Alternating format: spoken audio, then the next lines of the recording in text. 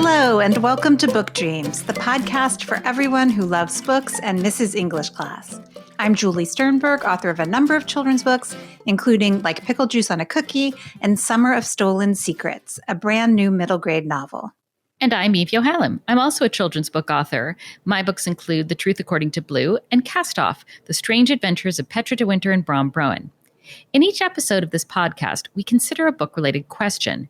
And in this episode, we consider the strange and unexpected paths authors might take when delving into their family's history and the foundational questions they might confront. In this case, we're talking about Menachem Kaiser and his new book, Plunder, a memoir of family property and Nazi treasure. I like what Menachem says about his book on his website. I think it's a good place to start. So here it is. In 2015, I learned that my grandfather, whom I had never met and about whom I knew nearly nothing, had tried for 30 years to reclaim or at least be compensated for property that had belonged to his family before World War II. I decided I would take up his cause. I then learned about a heretofore unknown relative, my grandfather's closest relative to have survived the war, in fact, who, on account of a secret diary he had written in the camps, has become a semi-mythological figure among Silesian or Polish treasure hunters. He goes on to say, it's hard to summarize. Plunder is this story, these stories. It's a lovely mess. Well, it's so much more than a lovely mess. We decided to reach out to Menachem after reading a rave review of the book in the New York Times that called it, and I'm quoting, a twisting and reverberant and consistently enthralling story. It's a weird story that gets weirder. I mean, done, right? Like, who doesn't want to read that book? You know, he goes from intergenerational effects of the Holocaust, Nazi treasure hunters, mysterious tunnels, and finding out you have a relative who's a Polish Jewish folk hero. You know, what more could anybody want from a book? I mean, for me, nothing. Plunder is Menachem's first book. It's been named a New York Times Editor's Choice, a Best Book of March by the Christian Monitor, and a Best New Book by People. Menachem's shorter fiction and nonfiction pieces have appeared in the Wall Street Journal, The Atlantic, New York Magazine, Vogue, and elsewhere. We started by asking Menachem about the effects of his grandfather's Holocaust experience on later generations in his family. In the first chapter of your book, you say that your grandfather never talked about his experiences during World War II. No one knows what concentration camps he was in or what he experienced there. But you say his children, so your father and your father's siblings, seemed unhaunted by the silence, and that sense of normalcy was passed down to you. Then, when you saw the documents showing how your grandfather had tried and failed for 20 years to reclaim the family apartment building in Poland that had been taken during the war, you thought, and I'm quoting, "Here was an opportunity to allow myself to be disturbed." So I have questions about that. Mm-hmm. First, why do you think your family was unhaunted by your grandfather's silence? It goes against one expected storyline, right? That the secrets of an earlier generation cause ripple effects for later generations, problems for them. Yeah, I think they were superficially unhaunted, and that's the way I was raised. Like, I wasn't keyed in to any sort of disturbance. And so, like, you know, when in my 20s, when I would meet other grandchildren survivors, I was always very taken aback by how they felt traumatized or indirectly traumatized by the Holocaust. I never felt that. I think something that's lost often in these conversations is, right, we have these narratives now of sort of people who, you know, went through horrific trauma, especially during World War II, and then sort of pass that down in some form to their children and to their grandchildren. But what is less understood is how much they were striving for normalcy in the immediate post-war period. My father, the way he puts it is that, like, it was completely normal, as in no one he knew had any grandparents. And so their story didn't feel as extraordinary, perhaps. And so, like, what they were really trying to do with their lives was rebuild it. They, I think, on a pretty conscious level, were trying to shut out that history. It's such interesting language that you use. You say, here was an opportunity to allow myself to be disturbed. So why did you need the opportunity? Why did you embrace it? And why did you want to be disturbed? Yeah, I think, having grown up with the sort of like empty ghost, if you will, of my grandfather, and then was faced with this opportunity to meet him in a sense. I didn't never knew anything about him. To be, frank, I was never all that curious, which points to my own failures of like imagination and empathy. And then I sort of encountered his frustrated efforts to reclaim the building. It just felt for the first time in my life that I was encountering him. And I was like, here's a way to connect, maybe not with him, but it was sort of like his legacy and to sort of be in conversation with him. But it felt like a way to touch my family story in a way that I just never thought would ever be possible.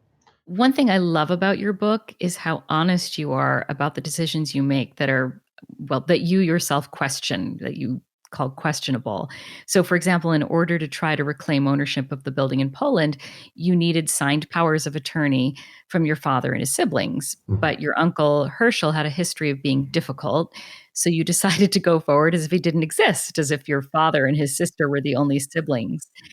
What are your thoughts now about that decision? And we're also curious, did Uncle Herschel and his children ever find out about this? Well, I suppose they must have, right, if they've read this book. And what was their reaction to this?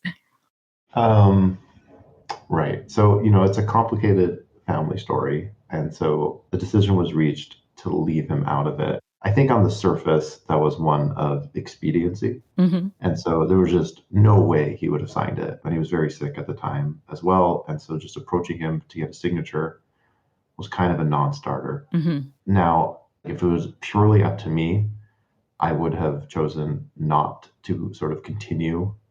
I'd made a kind of decision, again, wouldn't have been ideal, but to sort of continue the fight into the next generation, which was something I was very uncomfortable with. And I also think on a somewhat symbolic level, we were erasing him from the historical record. I also ended up committing perjury, which is also, something I didn't want. But I don't know if there was another way in order to sort of proceed with the reclamation and trying to have him on board. And also, I did feel and do feel that it really wasn't me. I was representing the generation above me. Yeah. And I will say now that Uncle Herschel um, passed away, actually, just a couple of weeks ago.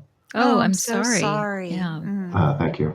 But the book has been sort of an unexpected opening, I think largely a healthy one, actually, to sort of revisit what drove us apart originally. Yeah. Mm. And it's given us children, my family and his children, a sort of opportunity to compare notes, which is something we've never really done before. Hmm. And so, I sort of some preliminary conversations have started from the book. I was terrified of how the book would be received. Yeah.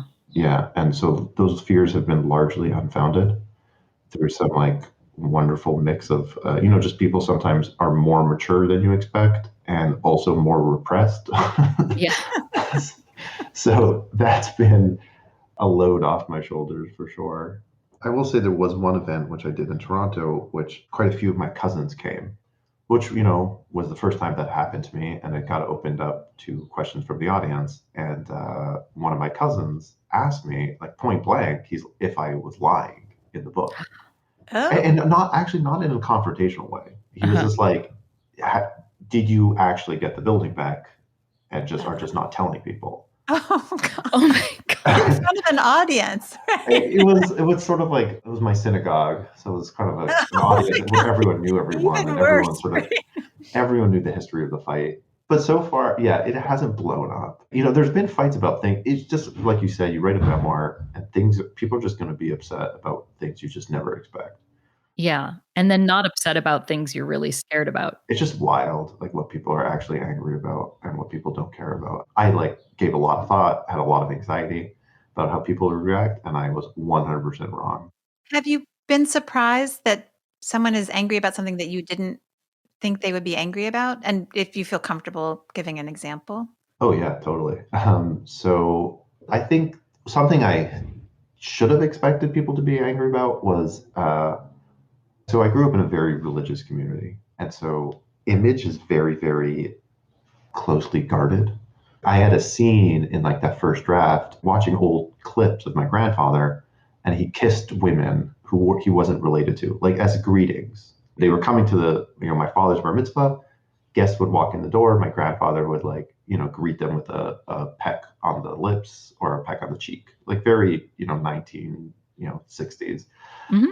And I had to take that out. If I would have kept that in, some of my family members would have been so distressed. And it wasn't essential to what I was writing, so I didn't mind taking it out. Right. I also had a throwaway line in there about how my grandmother used to cover her couch, like with a plastic slipcover. Mm-hmm. And that set off a great controversy. I was accused of defaming my grandmother, and that actually turned out to be I actually took that one out, but I'm going to get back at everyone by writing an essay about that. Well, it's going to be on the podcast fascinating. unless you tell us not to air it. I'm totally okay with that. Okay. I'm sorry. I need to know just a little more. Why is that defamatory? It's I don't entirely know, to be honest. The person who was angry was so angry that they didn't talk to me directly. Put it that way. Like it was all had to be done through an intermediary. I think it just like painted an image of her as like a very immigrant-ish woman, which she was. Mm-hmm. Yeah. It did set off like a really interesting conversation. First of all, it set off a full-blown investigation into whether or not my grandmother did actually cover her sofa. And so this took quite some time. So some people remember she had, and some people remember she hadn't. There was photographic evidence pointing in both directions. And so that was kind of a lot of fun.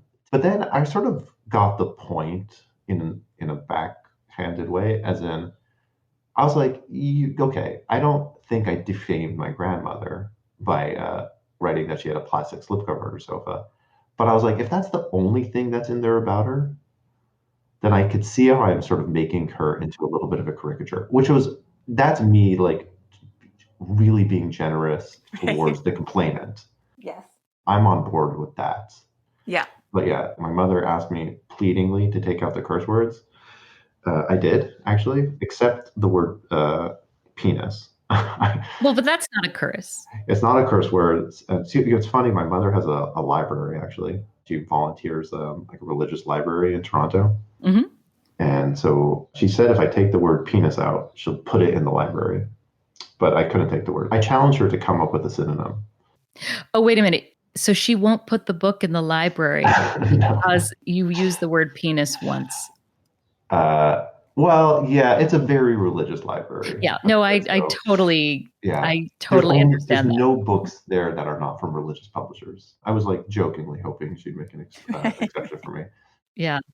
So continuing with complicated issues, your effort to reclaim the Polish apartment building seems, on the one hand, it seems straightforward and limited in scope. The building belonged to your family. It was taken from them illegitimately. You want it back.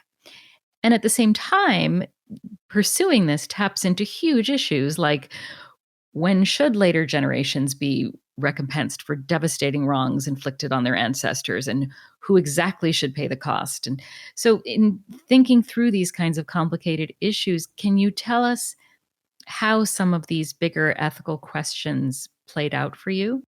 Sure. When I started the reclamation process, the narratives I was working with were like the received ones. It was a sort of historical consciousness pretty much exclusively informed by my upbringing. The idea of like, okay, Jewish reclamation is pretty straightforward. My family had this apartment building. They still technically or at least rightfully should own this building. That's it. There's no other considerations. Mm-hmm. But then as I was spending a lot of time in Poland then, I'm meeting a lot of people, mostly expats actually, who had moved there, and either they were academics or artists or activists. And they, mostly politely, but sometimes not so politely, sort of challenged me on these narratives. And they really pushed. Mm-hmm. So I found sort of the challenges to my moral and legal justification to be, let's say, less than convincing. It sort of hardened, actually, my sense of like why my family was justified. I was like, if my family hadn't been murdered, no one would dare say that it isn't our like property. It's crazy to me that like the fact that they were murdered should mean that their right to the property is therefore nullified. Yeah. But what it did do, it really expanded my consciousness to include, I feel like quite a bit of shame actually, like saying this now, because it sounds like such an obvious thing to consider, but thinking about the people who live in those buildings, it's something that it just wasn't part of like my considerations when I started the process. And that's something that I never would have had I not been spending time in Poland. Mm-hmm. If you undergo even something as precarious as a reclamation process, but if you do it from a distance, people recede. People like end up just sort of being like the nameless inhabitants of a property. So it's a real lesson in sort of being honest and aware of how your actions affect people. It's like a little bit of a tricky balancing act to sort of put that on one side and sort of hold on to your legal and moral rights on the other. Yeah. You write in the book that Poland is a place not just of Nazi brutality and Jewish genocide, but also of Nazi treasure, and that these things are connected. Can you say a little bit about the treasure and its connection to the brutality? Right. The story takes a turn when I find out about these treasure hunters. When these treasure hunters announced to the world that they found this train, which was full of looted gold, and like the international news went into a frenzy. And I read all that and was like really taken and sort of weirded out. And I couldn't really make sense of it. It just felt like a completely different kind of storyline, Hmm. like a World War II storyline. One was that very like shiny and adventurous, literally about Nazi gold. Hmm. And I think what gets lost in these kinds of stories is just the brutality. And it happens quite often in like in different arenas with World War II history. There's something undeniably sexy and alluring about like the Nazi storyline. You just see it in pop culture. You turn on the History Channel, and I, if you like sort of count the programming dedicated toward like the Nazi war machine versus the victims of the Nazi war machine, it's not going to be an even ratio. Right. People are just very drawn to those stories without really appreciating the immense human cost. I love the incredible range of issues that Menachem has already raised in this interview. Everything from the complicated equities involved with restitution to the symbolic significance of a slipcover and how much seemingly little things like that can end up mattering in a family. And now we're getting to the issues raised by Nazi treasure hunters. Yes. And I think we need to do a little background for everybody. So there's a subculture, mostly in southwest Poland, in a province called Silesia, of about 100,000 people who search for Nazi artifacts, some just with metal detectors and some using high end sophisticated equipment. The connection to Silesia is something called Project Risa, which is a series of underground Nazi tunnels or complexes built by Jewish slave labor during World War II. They are astonishing engineering feats. None of them were completed, but the ones that came close are enormous. They can be 200 feet long with ceilings that are 50 or 60 feet high. They're almost like underground neighborhoods. Yes, and there's virtually no primary German documentation about their purpose. So the treasure hunters are fascinated by why they were built and what might be stored in there. There's one document that's required reading for the treasure hunters. It's the diary of a concentration camp prisoner who somehow managed to keep a diary while working on the tunnels as a concentration camp prisoner.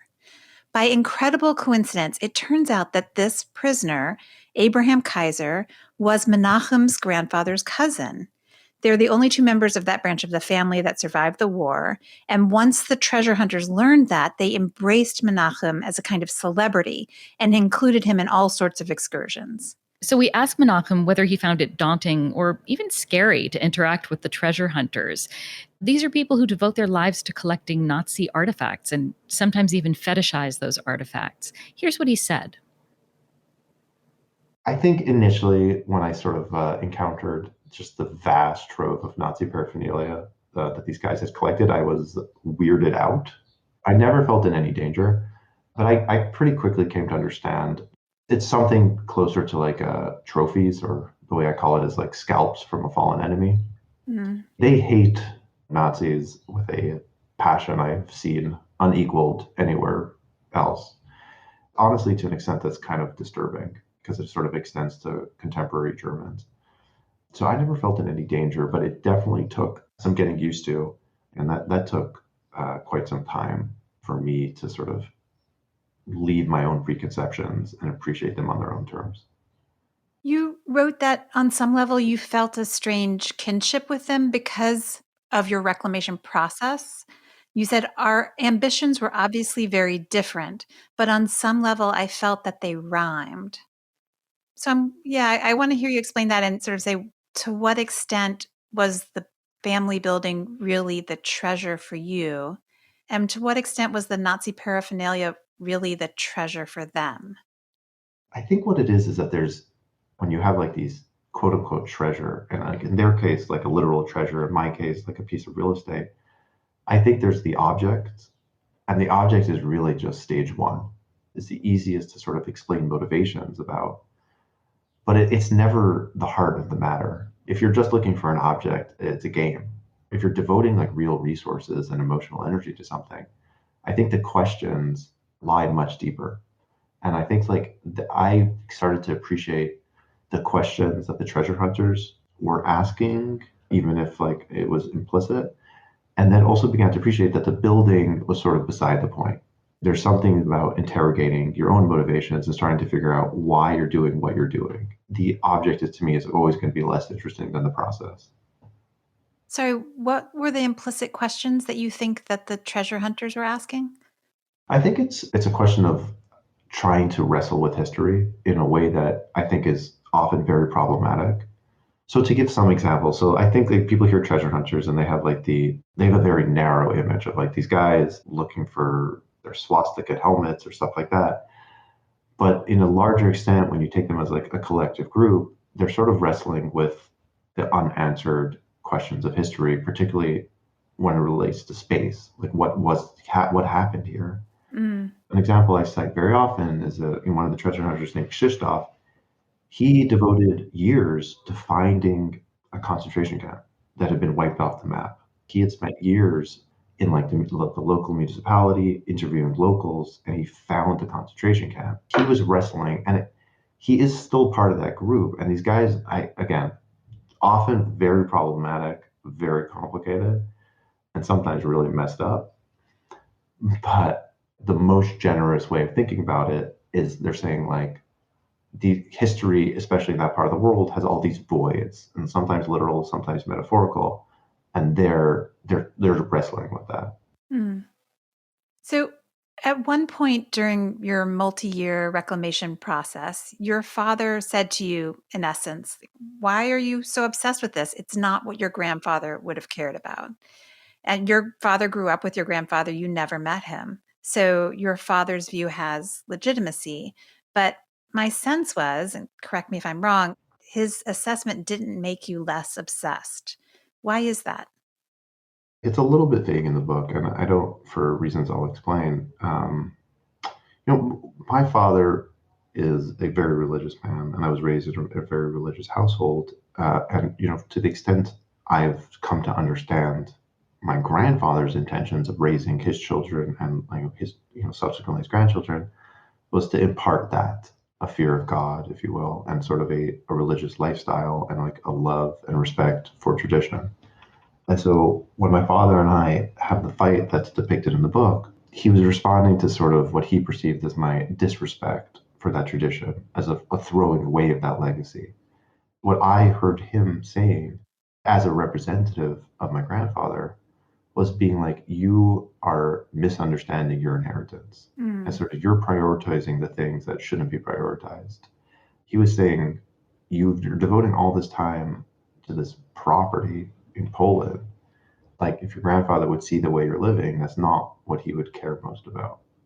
I didn't hear as a reprimand of being obsessed about the building. I heard it as a sort of reprimand of not caring about the things my grandfather would have cared most deeply about.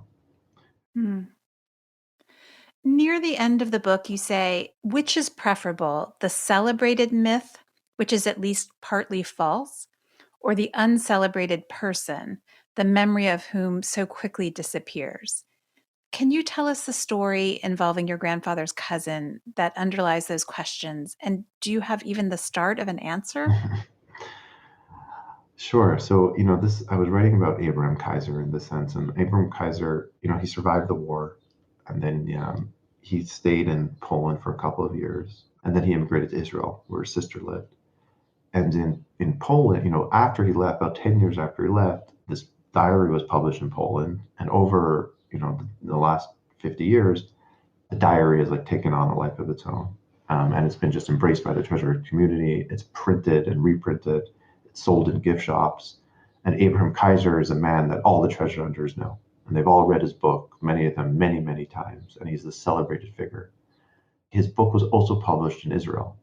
And in Israel, it was very quickly out of print, forgotten. It took me years to track down a copy.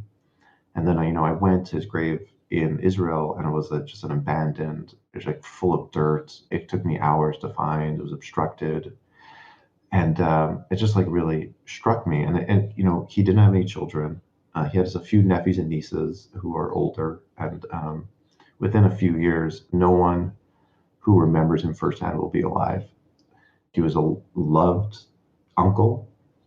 That's no longer going to be the case. And so I was really sort of wrestling with this question of, in Poland, Abraham Kaiser has become a sort of mythological figure.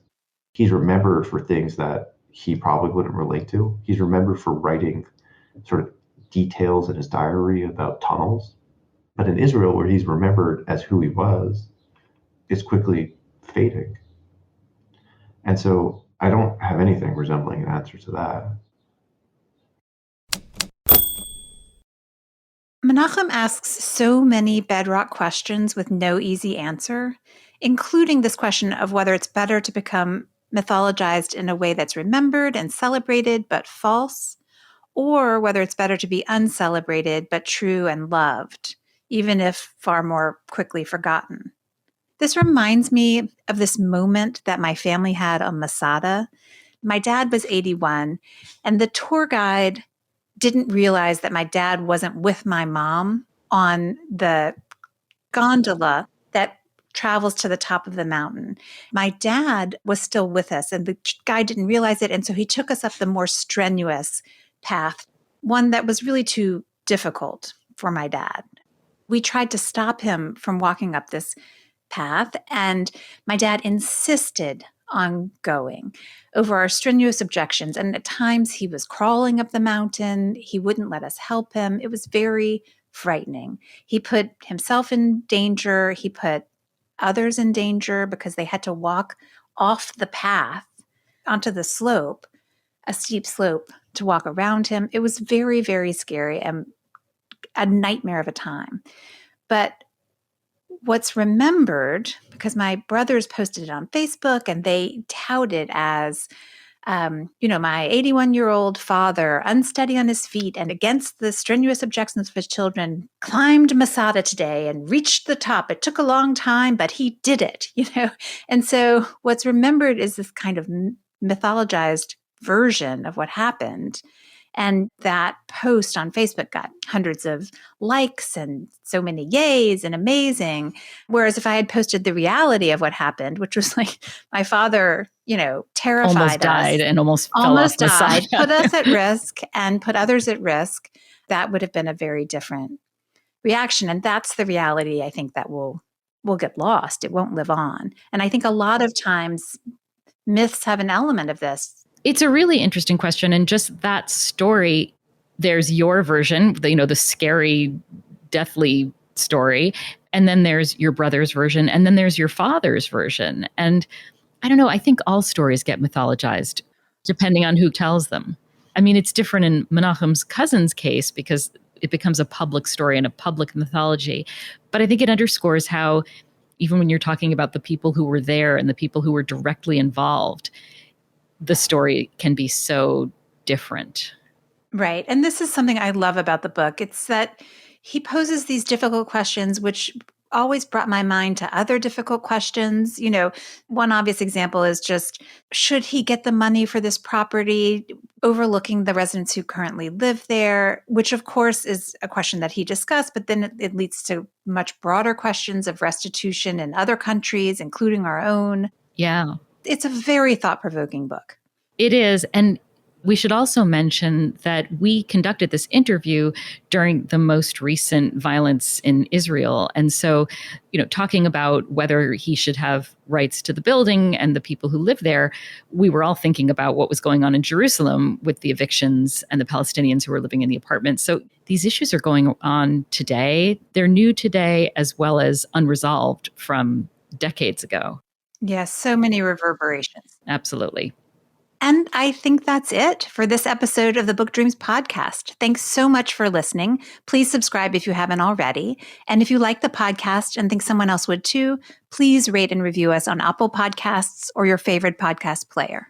Be sure to let us know if there's a book-related topic you've wondered about, and we'll try looking into it in a future episode. You can reach us for that reason or any other at contact@bookdreamspodcast.com. We're also on Twitter at bookdreamspod and on Instagram at bookdreamspodcast. You can find Menachem at www.mnchm.com and on Twitter at Menachem Kaiser. Many thanks to our producer, Gianfranco Lentini, and to our theme music composer, Maya Polsky.